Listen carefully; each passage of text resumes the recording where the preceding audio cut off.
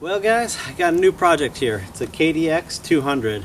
Always been interested in these things for years and never really thought about buying one, but came across this one. Before I get into that, I want to mention selling my DT125. I actually sold it the other day to a friend. He wanted it for him and his son.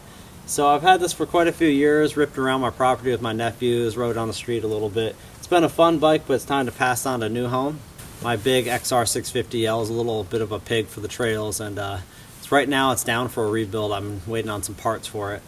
And I went trail riding. I thought, man, I remember my buddy had a KDX200. I want to call him, see if he still had it, and ask him some questions about it and see maybe he want to sell it.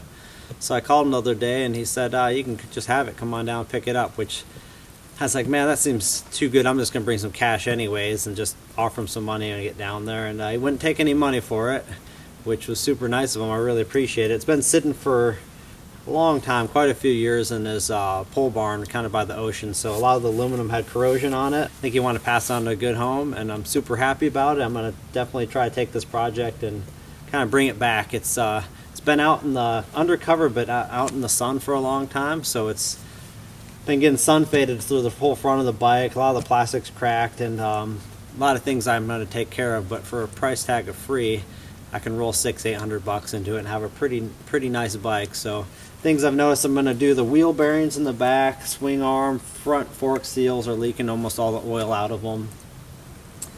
Seat cover, plastics, new headlight assembly, levers, bars, things like that. My buddy put a new piston and rings in it, I think 3-4 years ago, but he's only trail ridden it a few times since then. So when I got it home, yeah, I cleaned the carb and it started second kick, so I was pretty thrilled about that. Cleaned the carb, put some fresh gas in it, and it seems to be running pretty good. So anyways, this little video is going to be about just taking this bike and kind of going through and cleaning it up and making it a nice trail bike, and maybe have a little trail riding at the end of the video. So stick around, check out this project.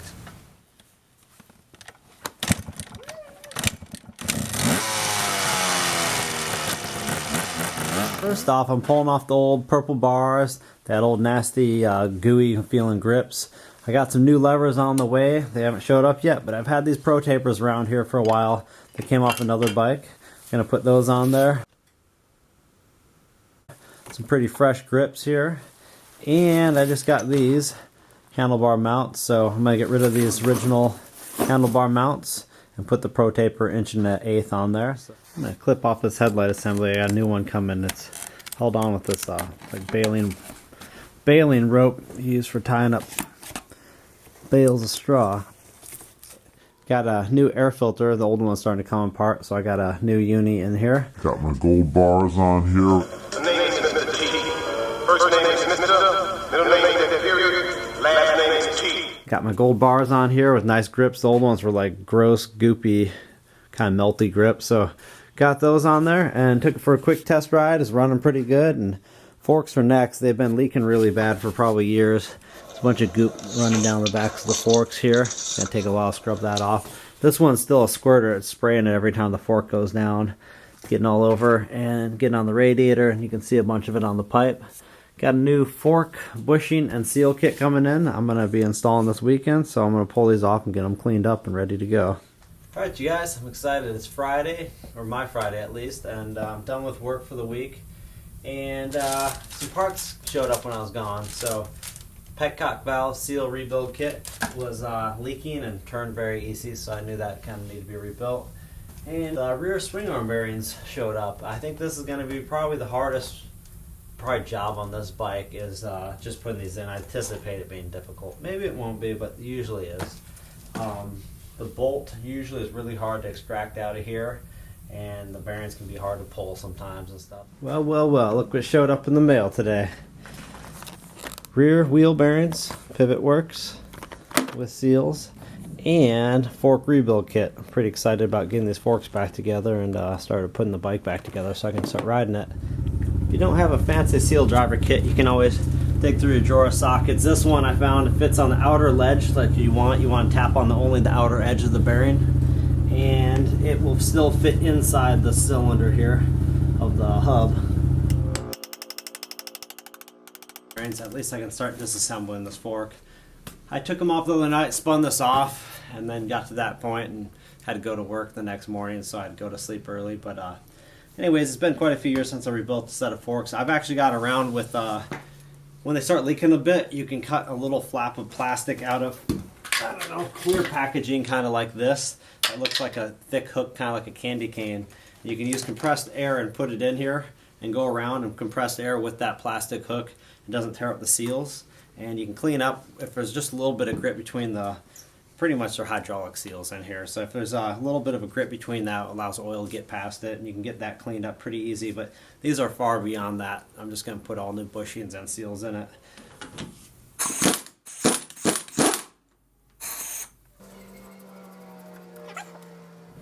Alright, remove the springs now. And I'm going to take this off camera here and dump out the oil into my recycled oil bucket. And of course, there's a little snap ring in here. You want to pop that out. It looks like this. It's just a little metal snap ring you can easily remove. And as stupid as this looks, this is kind of a good way to do it. You want to pull up quite a few times until you use a soft dead blow hammer on here so you don't pound the end.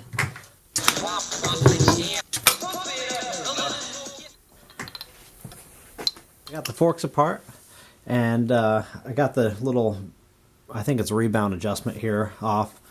Put a new copper washer on the bottom. I'm going to be pulling this O-ring off of here next and start putting the new bushings in and seals after that. Get this fork leg back together. If you ride motorcycles, you've probably seen these before. If not, they're well worth for 10-15 bucks. It's a cable luber.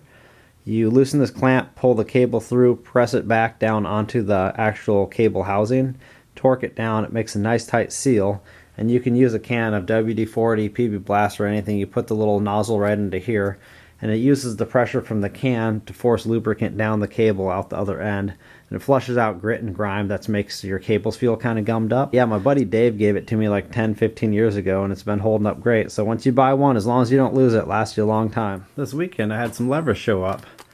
They're fly. I think they're called a shorty. They're about like a regular length lever to me. But here's something kind of interesting. It's kind of nice to flip it over and not see made in China. It's actually made in Argentina, so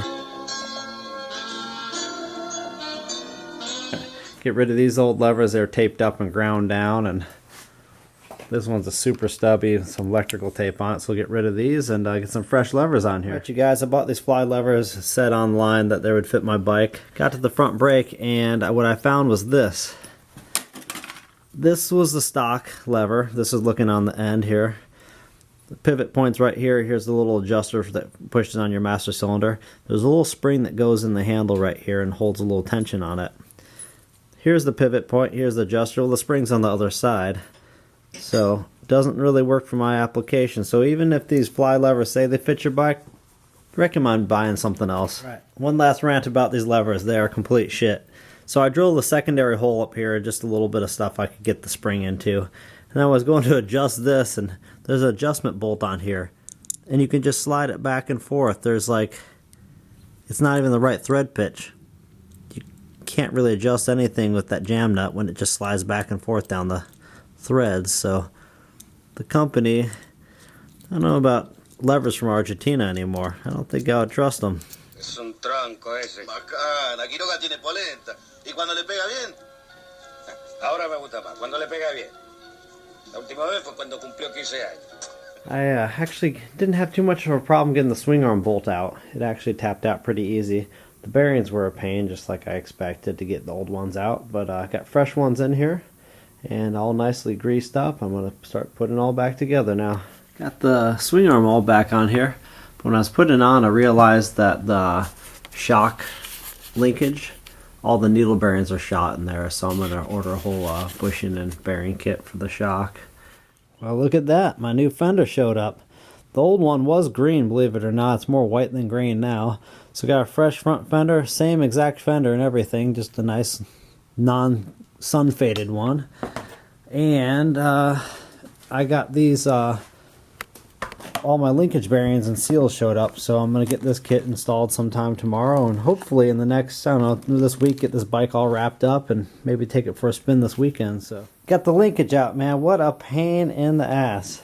And the shock bearing is completely shot. If you can see that, it's like worn and just destroyed. So that would be nice. These ones, when I did the rear bearings on the shock, all neutral bearings were broken and dry. So all the stuff's going to get pressed out of here and cleaned up and put some new bearings back in it. Well, it was like Christmas today when I got back here. Merry Christmas, Merry Christmas from your Kmart Christmas store. I had quite a few parts that showed up for this thing. My headlight assembly showed up.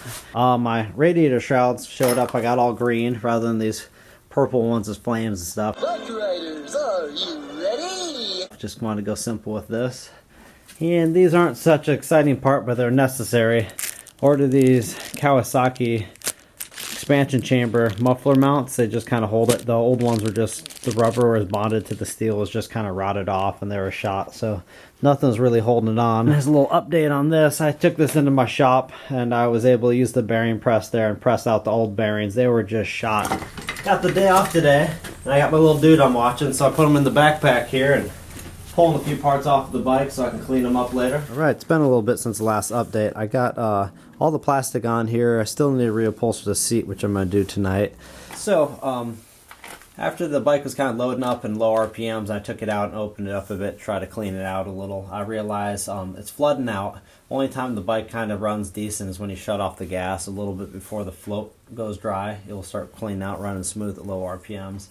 So I pulled the slider out and checked it, and I figured the needle was too high. The needle was actually dropped as low as it could be, and I checked the float level to see if it was too high, and it was actually dropped lower than it needed to be as well. Somebody, the previous owner, I think, was compensating. The bike sat for a long time, and the carb needed to be cleaned. Years ago, they cleaned it, and after that, the bike has never quite ran right.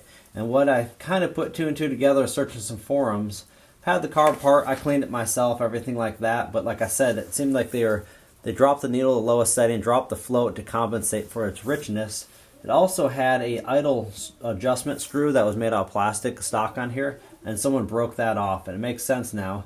The idle air mixture screw and the idle mixture screw, I have a feeling that didn't do much on this bike because it was running so rich, and someone might have turned up the idle higher and it cracked it off. So I got new parts on the way. Alright, you guys, got the carb off the KDX200 here, and my gaskets came in.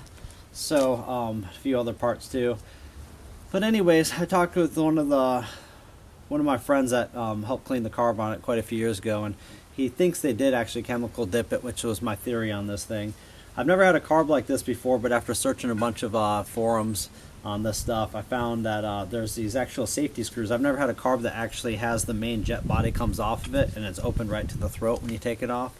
And they have safety torques, so they're never designed to be pulled apart from the factory. Once they're installed, they're good, but I guess if you chemical dip them, and over time they can go out too. But this gasket was kind of hard to find. I found on Jets R Us. But anyways, we're going to put it in, but I don't know if you can see in the video or not, but there's a safety Torx right here and one right here. I think you can get them at Harbor Freight even. So we're going to pull this main jet body off, see what the gasket looks like, and replace it, and hopefully have this thing running smooth. Like I said before, it kept bogging out on low and mid throttle, just getting way too much fuel. So yeah, we'll get going with this. Alright, here is the main jet block. Like I said, I've never seen a carb that actually has this part removable. They're usually casted in. Here's the little seal, the new one I'm going to be putting in. So these are what gets all messed up if you dip the carbs. So we'll be putting this in, and hopefully it takes care of the problem. Well, I'm going to be yanking this seat cover off of here. It's just kind of shot. It's been out in the sun too long. It used to be black. It's kind of a brown black now, and the sides are all coming apart. Alright, so some of you have probably already reupholstered motorcycle seats before, but if you haven't, it's not that big of a thing. Seat covers are pretty cheap. I really recommend you do it yourself. Take the old one off. You pretty much got to pry it underneath the staples with a screwdriver. And then once you get them pried up, you can usually use needle nose and rip them out the rest of the way. Go through and take the 20, 30 or so staples out.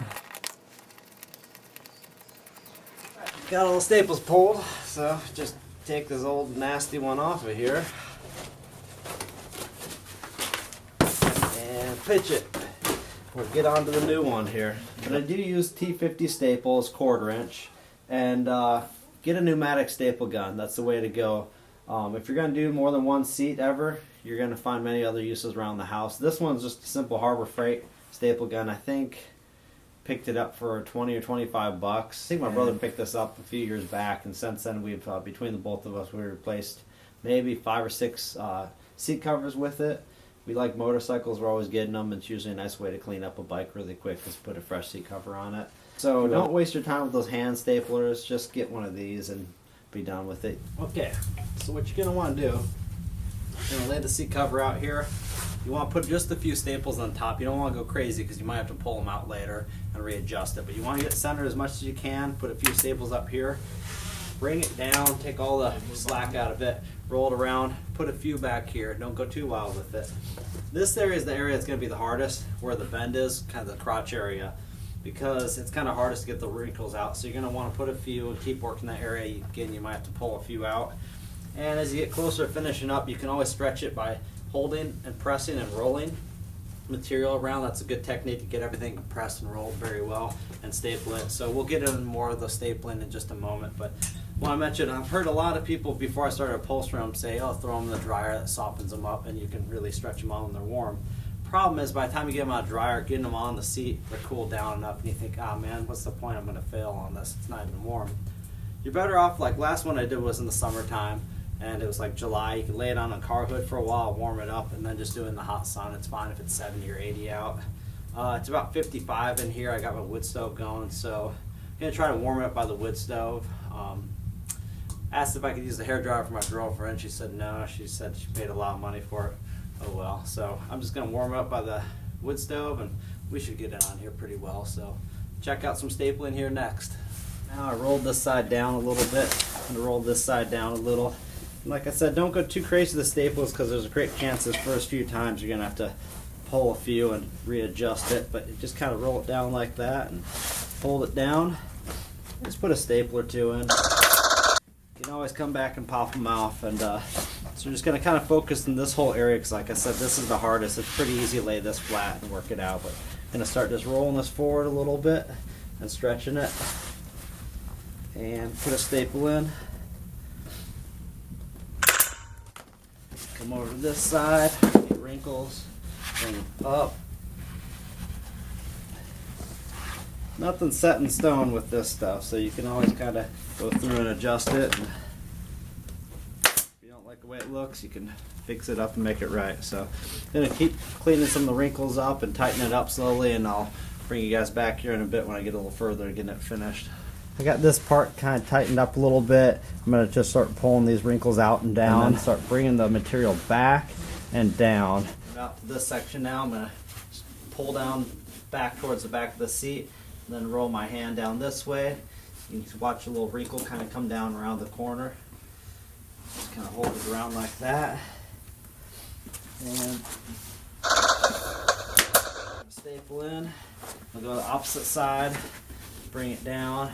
Don't push too hard, but just take that. We're looking for just that little bit of extra roll right there out. Around the corner, you can pinch it with your fingers. Hold it there. Put it across from the other staple. And so on. So we're just going to work our way back around the back corner. I got staples around the whole perimeter. And then what I'm going to go do is go through here with a razor knife and clean up beyond the staples all this excess. One more thing to note is once you're putting this thing on, it's good to pull back and press down and roll out the extra seat cover material, but don't go too carried away because you're really push and roll hard. You can almost give the seat lumps, which isn't very good. You will see that. It kind of looks bad. So go take it easy on that, and if you really start pulling on this stuff, you can actually flex this seat pan back sometimes. I've seen that where they don't match up with the gas tank quite the same. So keep those kind of little tips in mind. And remember, it's not set in stone. It's just stapled on, so you can always pop them off and redo it. But give it a try for about 40 bucks and makes your bike look a hell of a lot better. There it is. Fresh seat cover installed on the bike. Looks a lot better than an old faded out one. It's been a little bit since I've updated last. I did that gasket in the carb. That still didn't help the carb problem. I leaned out the idle mixture. It kept running really rich at idle. And barely idling. It's still kind of got a bit of idle issue, but it's not loading up on gas anymore. Right off of idle, it's crisp and pulls really good. And rode around a little bit more. So yeah, I put that gasket in the carb. That didn't change much. You know, if I've been through the float, all that stuff, it's sealing, it's at the right level and everything. So yeah, I put a slightly leaner idle jet in there and lowered the needle back down to where it was before. Something's a little funky with that carb still, but oh, I checked the reeds. They were lifted off. The dual stage reeds are lifted off a little bit, way out of tolerance, so I flipped them for the time being, so they're sealed again. I have some new Boysen reeds on order, so those will be coming here soon. But after riding around for 10-15 minutes, I don't know, a few different sessions like that, I started noticing the oil's getting a little milky, so that means the water pump seal is going out. Never done a water pump seal in here yet, but here I got the side case off.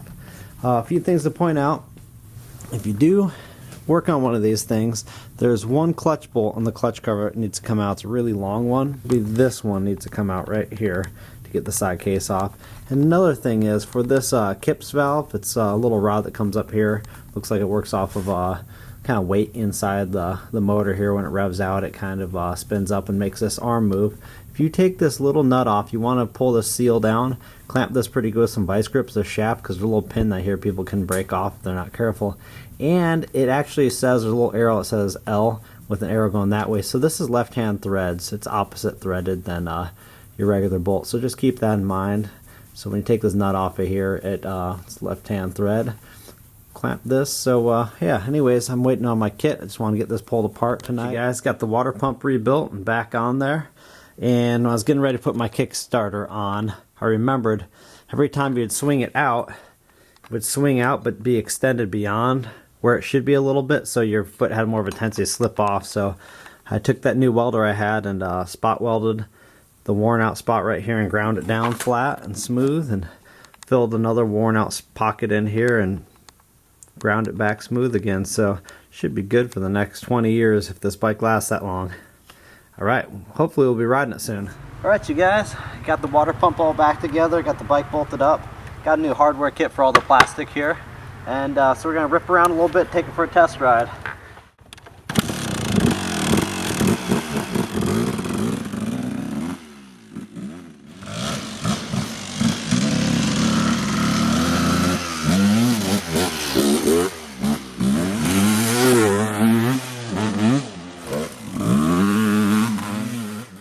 I've been rebuilding carbs on motorcycles for years now and never had as much problems as I had with this KDX carb.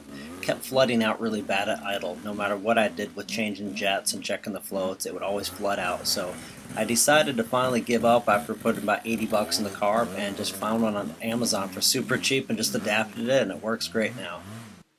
Another little update. I got a super badass deal on these tubeless tires from Motorcycle Shop. I got them for like 80 bucks for a set, front and back.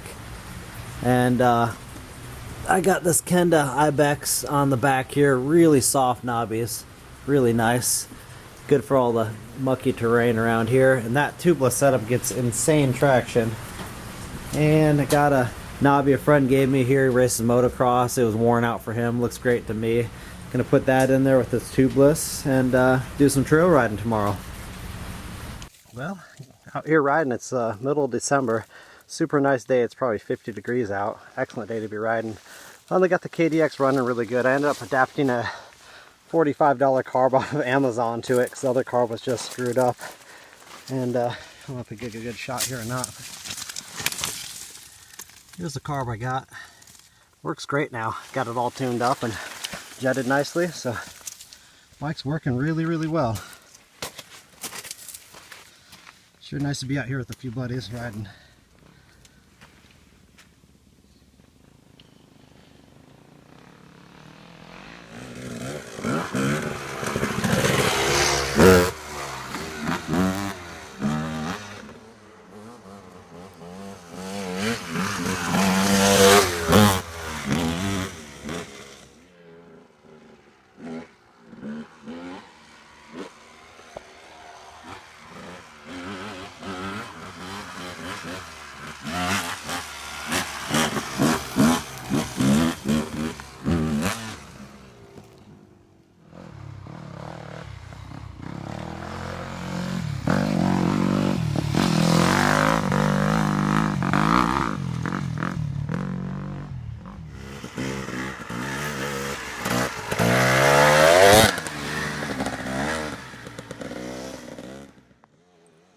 at the end now, so thanks for watching, guys, and stay tuned for whatever project I start on next.